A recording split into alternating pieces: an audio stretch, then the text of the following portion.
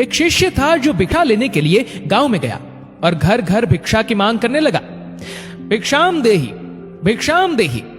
भीतर से जोर से दरवाजा खुला और एक बड़ी बड़ी दाढ़ी वाला तांत्रिक बाहर निकला और चिल्लाते हुए बोला, मेरे दरवाजे पर आकर किसी और का गुणगान करता है, कौन है यह समर्थ? शिष्य ने गर्व से कहा, मेरे गुरुजी महाराज जो सर्व समर्थ है। तांत्रिक ने सुना तो क्रोध में आकर बोला कि इतना दुस्साहस कि मेरे दरवाजे पर आकर किसी और का गुणगान करता है, तो देखता हूं कितना सामर्थ्य है तेरे गुरु में। मेरा श्राप है कि तू कल का उगता सूरज नहीं देख पाएगा, अर्थात तेरी मृत्यु हो जाएगी। शिष्य ने सुना तो देखता ही रह गया और आसपास के भी गांव वाले कहने लगे कि इस तांत्रिक का दिया हुआ श्राप कभी भी व्यर्थ नहीं जाता। शिष्य उदास चेहरा लिए वापस आश्रम की ओर चल दिया और सोचते सोचते जा रहा था कि आज मेरा अंतिम दिन है, लगता है मेरा समय खत्म हो गया है। आश्रम में जैसे ही पहुंचा, गुरुजी महाराज हंसते हुए बोले, ले आया भिक्षा? बेचारा शिष्य क्या बोले। गुरुदेव हंसते हुए फिर बोले कि भिक्षा ले आया? शिष्य ने कहा, जी गुरुदेव, भिक्षा में अपनी मौत ले आया, और सारी घटना सुना दी और एक कोने में चुपचाप बैठ गया। गुरुदेव बोले, अच्छा चल भोजन कर ले। शिष्य ने कहा, गुरुदेव आप भोजन करने की बात कर रहे हैं और यहाँ मेरे प्राण सूख रहे हैं। भोजन तो दूर, एक दाना भी मुंह में न जा पाएगा। गुरुदेव बोले, अभी तो पूरी रात बाकी है, अभी से चिंता क्यों कर रहा है?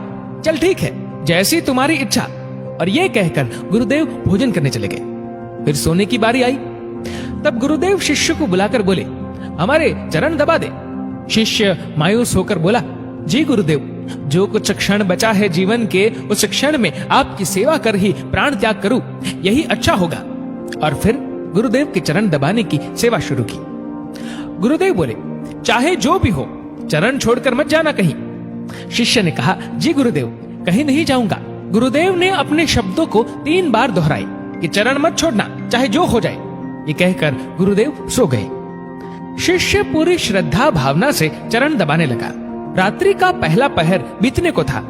अब तांत्रिक अपने श्राप को पूरा करने के लिए एक देवी को भेजा जो धन से भरी थी, सोने चांदी हीरे मोती से भरी थी। शिष्य चरण दबा रहा था, तभी दरवाजे पर वो देवी प्रकट हुई और कहने लगी कि इधर आओ और ये सोने चांदी से भरा ये पात्र ले लो। शिष्य भी बोला, जी मुझे लेने में कोई परेशानी नहीं है, लेकिन क्षमा करें, मैं वहां पर आकर नहीं ले सकता हूं। अगर आपको देना ही है तो यहां पर आकर दे दीजिए। वो देवी सुनी तो कहने लगी कि नहीं नहीं, तुम्हें यहां आना होगा, देखो कितना सारा है। शिष्य बोला, नहीं, अगर देना है तो यहीं आ जाइए।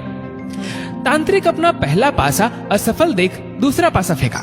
रात्रि का दूसरा पहर बीतने को था। शिष्य गुरु महाराज जी के चरण दबाने की सेवा कर रहा था। तांत्रिक ने इस बार मारने के लिए उस शिष्य की मां का रूप बनाकर भेजा। शिष्य गुरु के चरण दबा रहा था, तभी दरवाजे पर आवाज आई, बेटा तुम कैसे हो? शिष्य ने अपनी मां को देखा तो सोचने लगा, अच्छा हुआ जो मां के दर्शन हो गए, मरते वक्त मां से भी मिल ले। वो औरत जो मां के रूप धारण की थी बोली, आओ बेटा गले से लगा लो, बहुत दिन हो गए तुमसे मिले। शिष्य बोला, क्षमा करना मां, लेकिन मैं वहां नहीं आ सकता क्योंकि अभी गुरु चरण की सेवा कर रहा हूं, मुझे भी आपसे गले लगना है, इसलिए आप यहीं आ जाओ। फिर वो औरत देखी कि चाल काम नहीं आ रही है तो चली गई। रात्रि का तीसरा पहर बीता और इस बार तांत्रिक ने यमदूत रूप वाला राक्षस भेजा।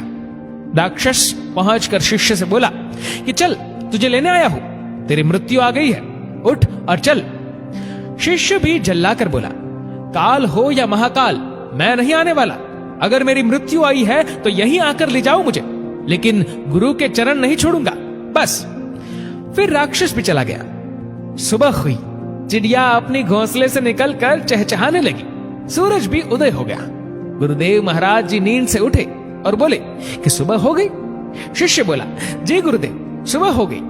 गुरुदेव ने कहा, अरे तुम्हारी तो मृत्यु होने वाली थी ना, तुमने ही तो कहा था कि तांत्रिक का श्राप कभी व्यर्थ नहीं जाता, लेकिन तुम तो जीवित हो। गुरुदेव हंसते हुए बोले। शिष्य भी सोचते हुए बोला, जी गुरुदेव लग तो रहा हूं कि जीवित हूं। फिर सारी घटना याद की रात्रि वाली, फिर समझ में आया कि गुरुदेव ने क्यों कहा था कि चाहे जो भी हो जाए चरण मत छोड़ना। शिष्य गुरुदेव के चरण पकड़कर खूब रोने लगा। बार बार यही कह रहा था, जिसके सर पर आप जैसे गुरु का हाथ हो उसे काल भी कुछ नहीं कर सकता है। गुरु की आज्ञा पर जो शिष्य चलता है उससे तो स्वयं मौत भी आने से एक बार नहीं अनेक बार सोचती है। और जब शिष्य गुरु आज्ञा का उल्लंघन करे तो उसकी रक्षा ईश्वर भी नहीं करता और प्रकृति दंड देने को तत्पर हो उठती है। स्वयं भगवान श्री कृष्ण गुरु की आज्ञा सिर पर ले चले, स्वयं प्रभु राम गुरु की आज्ञा पर चले। सद्गुरु में ही सामर्थ्य है कि वो प्रकृति के नियम को बदल सकते हैं जो ईश्वर भी नहीं बदल सकते हैं, क्योंकि ईश्वर भी प्रकृति के नियम से बंधे होते हैं लेकिन सद्गुरु नहीं।